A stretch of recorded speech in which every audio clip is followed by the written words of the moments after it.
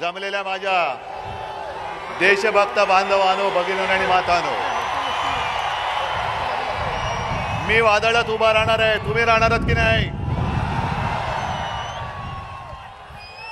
मी संकटाशी झुंज देणार आहे. तुम्ही देणार आहात की नाही?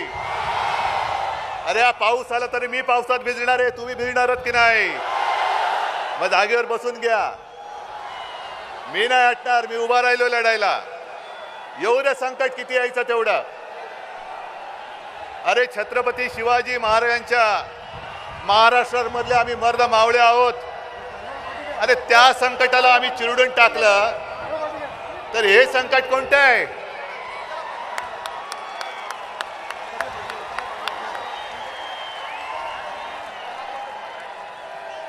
मी पहिल्या प्रथम तमाम परभणीकरांना अक्षरशः मनापासून साष्टांग दंडवत घालतोय.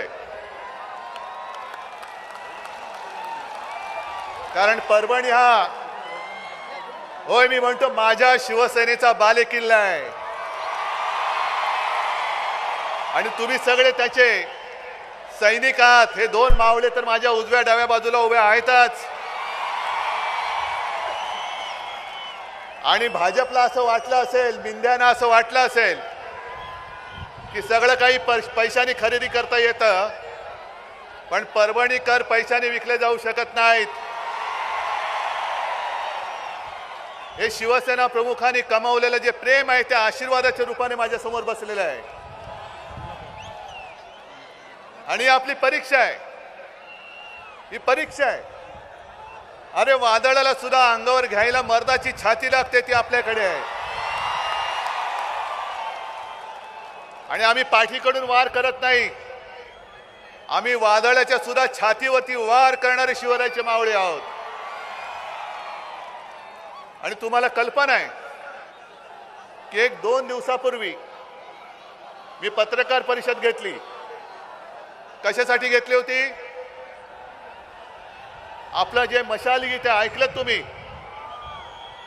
त्याच्यामध्ये एक शब्द आहे, जय भवानी जय शिवाजी. जरा एकदा जोरात द्या नारा. आता त्या गाण्यातला हा मोदी शहांचा जो नोकर निवडणूक आयोग आहे त्याने राजेशजी सांगितलं की जय भवानी शब्द काढायचा शब्द. अरे मी तर मोदी आणि शहांना सांगतोय, तुम्हाला कान धरून महाराष्ट्र जय भवानी जय शिवाजी बोलत उठा बशा काढायला लावल्याशिवाय राहणार नाही. तुमचा आकस महाराष्ट्राबद्दल ठीक आहे, त्याचा आम्ही फडशा पाडू. तुम्हाला उद्धव ठाकरे संपवायचं आहे ना, बघा प्रयत्न करून. हा उद्धव ठाकरे तुमच्या समोर उभा आहे आणि त्याच्या बरोबर हे सगळे माझे मर्द मावळे माझ्या सोबत उभे आहेत. पण तुम्ही महाराष्ट्राबद्दलचा राग, अरे आम्ही सुद्धा जय श्रीराम बोलतो, बजरंगबली की जय आम्ही सुद्धा बोलतो. आज तर हनुमान जयंती आहे, पण जय भवानी बद्दल सुद्धा तुमच्या मनामध्ये एवढा द्वेष आणि एवढा आकस काय? यांना काय वाटतं? दिल्लीमध्ये बसले म्हणजे आपण म्हणू ते म्हणतील तसं सगळं काय देश त्यांचं ऐकेल? ही जिवंत माणसं आहेत, दुरढोरं नाही आहेत. आणि अंगावरती आलात, प्रेमाने मिठी मारलीत, तेव्हा आम्ही तुमची साथ दिली होती. पण पाठीत वार केलात तेव्हा ही माझी वाघ नखं आता बाहेर आलेली आहेत. हे मध्ये मुनगट्टीवारांसारखी आम्ही काही शोबाजी नाही करत. वाघ नखं परत आणणार. बसा, स्वतःची नखं कापत बसा. पण तुम्हाला एक एक विषय कळले पाहिजेत. हा महाराष्ट्र आहे, छत्रपती शिवरायाचा, साधू संतांचा महाराष्ट्र आहे. आणि हा महाराष्ट्र महिलेचा अपमान कधी सहन करत नाही. पण याच सरकारच्या मुनगट्टीवाराने त्यांना काय कोणत्या भाषेत बोलायचं मला कळत नाही. कारण विकृत बुद्धीचा माणूस आहे. बुद्धी भ्रष्ट मी म्हणत नाही, कारण बुद्धीच नाहीये, उघड बोलतोय. त्यांनी त्यांच्या प्रचाराच्या सभेत, मोदीजींच्या सभेत बहीण भावाच्या नात्याबद्दल जे बोलले ते सुसंस्कृत माणसाला खाली मान घालायला लावणार आहे.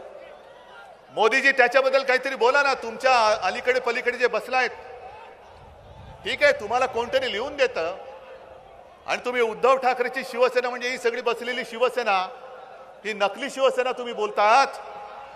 मग तुमच्या आजूबाजूला जी टिनपाट बसलेली आहेत ते वाटेल ते बोलतायत, महिलांचा अपमान करतायत. एक इथलेच ते मंत्री मराठवाड्यातले बसले त्यांच्या मांडीला मांडी लावून सुप्रिया सुळेला, म्हणजे सुप्रिया सुळेला मी बोलतो कारण मी तिला सुप्रिया ताई म्हणतो, अरे तुरे बोलतो, तिला चॅनल समोर शिवी दिली. पण मोदी शाह काय बोलायला तयार नाहीत. महिलांचा अपमान झाला तरी केला तरी चालेल, पण आम्हाला तुम्ही मतं द्या. या अशा असंस्कृत माणसांना महाराष्ट्रातलं एक सुद्धा मत मिळता कामा नये, अजिबात मिळता कामा नये.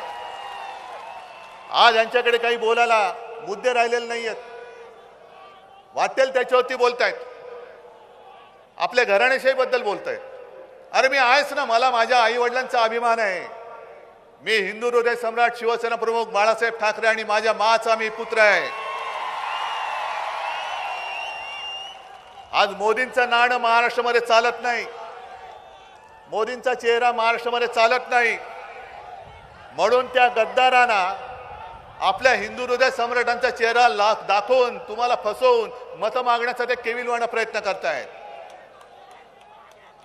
आमची घराणेशाही घराणेशाही घराणेशाही घराणेशाही पाहिजे की नको ही माझी जनता ठरवेल. पण मोदीजी, जेव्हा तुम्ही घराणेशाहीवरती बोलता तेव्हा आम्ही तुमच्या एकाधिकारशाहीवरती बोलतो आणि बोलणारच.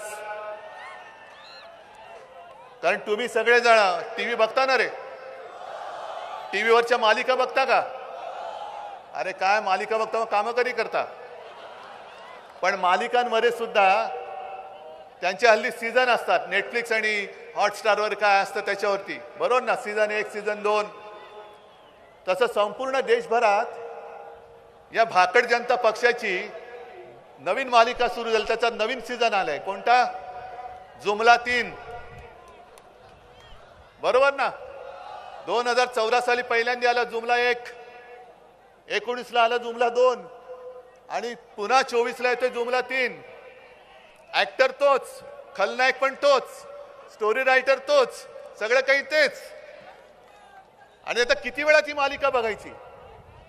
पहिल्या 2 भागात आम्हाला सुद्धा वाटलं असेल अरे बरी मालिका दिसते, काहीतरी महाराष्ट्राचं कल्याण होईल. पण 10 वर्ष याने पूर्ण महाराष्ट्र नासून टाकला, देश नासून टाकला.